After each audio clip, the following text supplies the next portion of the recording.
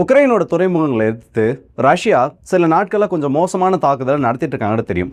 ஆனால் இதில் கவனிக்க மறந்த ஒரு பகுதி, இல்லை இத்தனை நாள் ரஷ்யா பெரிதும் தாக்காமல் இருந்த ஒரு துறைமுகம் என்னன்னா மைக்கோலேவ் துறைமுகம்.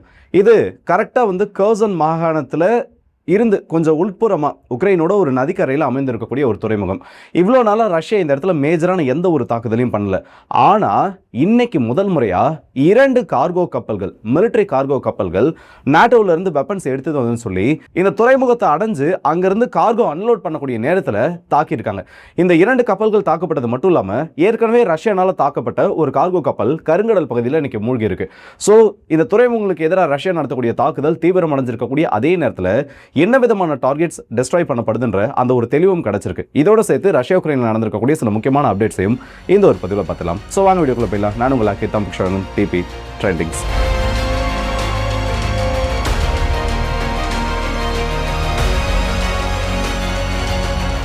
ரஷ்யா உக்ரைன் அப்டேட்ஸை பார்க்கறதுக்கு முன்னாடி ஈரானை பற்றி கொஞ்சம் முக்கியமான ஒரு செய்தி வந்திருக்கு. என்னன்னு பார்த்தோன்னா, சில நாட்களுக்கு முன்னாடி காஸ்பியன் கடல் பகுதியில் ரஷ்யாவோட ஒரு கார்கோ கப்பலை நாங்கள் அழிச்சிட்டோம்னு சொல்லி உக்ரைன் ஒரு கிளைம் வச்சிருந்தாங்க. ஆனால் அது ரஷ்யாவோட கார்கோ கப்பல் கிடையாது, ஈரானுக்கு சொந்தமான ஒரு கார்கோ கப்பல்.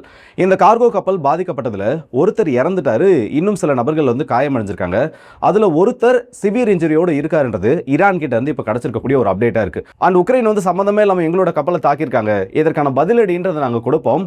நார்மலாக ஒரு பொருட்களை எடுத்துகிட்டு போகக்கூடிய கார்கோ கப்பலை எந்த விதமான முன்னறிவிப்பும் இல்லாமல் உக்ரைன் தாக்கியிருக்காங்க, இதற்கான பதில் நடவடிக்கை எடுப்போன்ற ஒரு எச்சரிக்கையாக கொடுத்துருக்காங்க. அப்போது ஈரானோட கார்கோ கப்பல் தாக்கப்பட்டிருக்குன்னா கண்டிப்பாக ஒன்று ஈரான்ல இருந்து வெப்பன்ஸ் அது ரஷ்யாவுக்கு எடுத்துட்டு வந்திருக்கணும், அப்படி இல்லையா ரஷ்யாவில் இருந்து ஏதோ ஒரு முக்கியமான மிலிட்டரி கார்கோ அது கொண்டு போயிருக்கணும். இதில் எது நடந்திருந்தாலும் பாதிப்பு ஈரானுக்கு தான். காரணம், அவங்க மிலிட்டரி கார்கோ ரஷ்யாவுக்கு வரதை விட அதிகபட்சமாக ஆயுதங்கள் மற்றும் ட்ரோன்கள் இப்போ ரஷ்யாவிலேருந்து இவங்களுக்கு வந்துட்டு இருக்கு. அந்த கப்பல் ரெக்கவர் பண்ண முடியல, கிட்டத்தட்ட மூழ்கக்கூடிய ஒரு நிலைமையில இப்போ இருந்துட்டு இருக்கு. இது கம்ப்ளீட் லாஸாக மாறிடும். ஸோ ஒரு பெரிய ஒரு கார்கோவை இழந்த அந்த ஒரு நிலைமையில இப்போ ஈரான் இருந்துட்டு இருக்காங்க. இதுக்கு ஜெலன்ஸ்கி சொல்லக்கூடிய ஒரு லாஜிக் என்னன்னா, 2022 இந்த யுத்தம் தொடங்கினதுல இருந்து ஈரான் உக்ரைனை அட்டாக் பண்ணிட்டு இருக்கு. அதாவது ஈரானோட ஆயுதங்கள் உக்ரைனை அட்டாக் பண்ணிட்டு இருக்கு. அப்போ நேரடியாக அந்த நாடு எங்களோட யுத்தத்தில் இருக்கிற மாதிரி தான். யாரெல்லாம் இந்த ரஷ்யாவுக்கு வெப்பன்ஸை சப்ளை பண்ணுறாங்களோ அவங்களும் எங்களோட எதிரி நாடுகள் தான். அவங்களுக்கு எதிரான நாங்கள் தாக்குதல் நடத்துறது எந்த விதத்திலையும் தவறு கிடையாதுன்னு சொல்லி நியாயப்படுத்தியிருக்காரு. அப்போது ஆயுதங்களை கொடுத்து ஈரான் ரஷ்யாவுக்கு உதவுறதுனால உக்ரைனோட நேரடி யுத்தத்தில் இருக்காங்கன்னா, இந்த யுத்தம் தொடங்கியதுலேருந்து நாட்டோ நாடுகள், எல்லா நாட்டோ நாடுகளும் உக்ரைனுக்கு வெப்பன்ஸை கொடுத்துட்டு இருக்காங்க. அந்த வெப்பன்ஸை பயன்படுத்தி ரஷ்யாவை உக்ரைன் தாக்கிட்டு இருக்காங்க. அப்போ இந்த ஆயுதங்களை கொடுக்கக்கூடிய அத்தனை நாட்டோ நாடுகளும் உக்ரைனுக்கு யாரெல்லாம் வெப்பன்ஸை கொடுக்குறாங்களோ அவங்களும் ரஷ்யாவோட ஒரு நேரடி யுத்தத்தில் இருக்கிறதா தானே லாஜிக். ஆனால் அதை அக்செப்ட் பண்ணிக்க மாட்டாராம். இவங்களுக்கு எதிராக வெப்பன்ஸ் கொடுக்குறவங்க மட்டும் இவங்களோட யுத்தத்தில் இருக்காங்களாம். அப்போ அந்த கணக்கு பார்த்தோன்னா நேற்றுக்கு மொத்த நாட்டோ ரஷ்யாவோட யுத்தத்துக்கு இருந்திருக்கும். ஜோக்ஸ் அப்பார்ட், கடந்த 24 மணி நேரத்தில் உக்ரைனுக்கு சில கணிசமான அளவு வெற்றி கிடைச்சிருக்கு.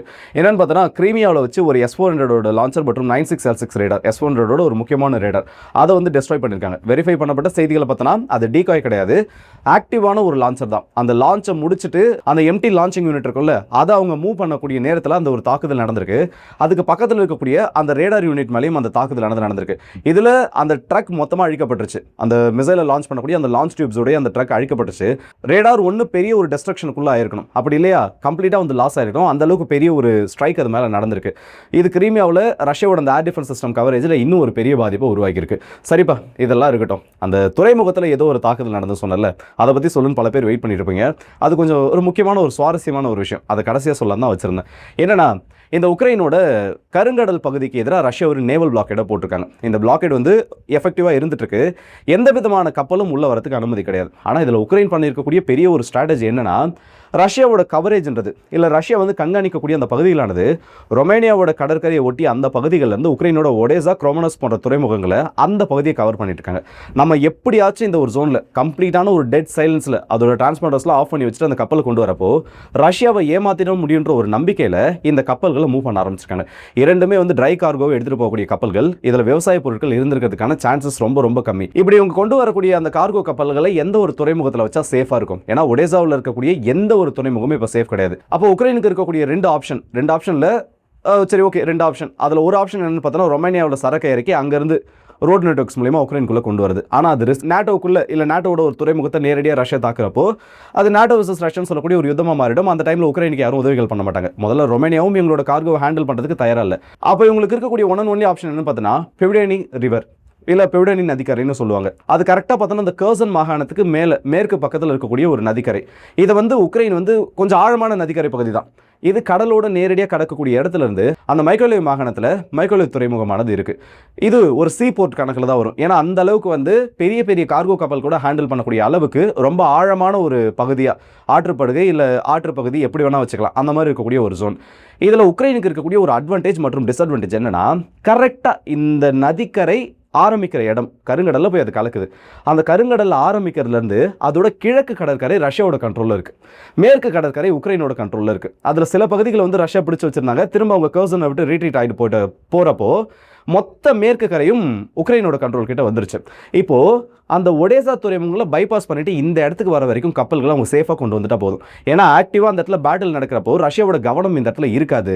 நம்ம இந்த கப்பல்களை உள்ளே கொண்டு வரப்போ பெரிய ஒரு ட்ரோன் தாக்குதலை கிரீமியா மேலே பண்ணுறோன்னா அவங்களோட கவனமானது இந்த பக்கம் திரும்பிடும்னு சொல்லி கிரீமியா மேலே தாக்குதல் நடத்துறாங்க. அந்த ஒரு தாக்குதலில் தான் S-400ஓட ஒரு ரேடாரும் அந்த ஒரு லான்ச்சிங் யூனிட்டும் டெஸ்ட்ராய் பண்ணப்பட்டுச்சு. இந்த ஷேடோவில் நேக்க உள்ள கப்பல் எடுத்துகிட்டு வந்துட்டாங்க. ஆனால் இவங்க கவனிக்க தவறிய ஒரு விஷயம் என்னன்னா, உக்ரைன் பிளான் பண்ணுற மாதிரி இல்லை உக்ரைன் எதிர்பார்க்குற மாதிரி ரஷ்யாவும் இந்த கப்பல்களோட வருகை எதிர்பார்த்துட்டு இருந்தாங்க.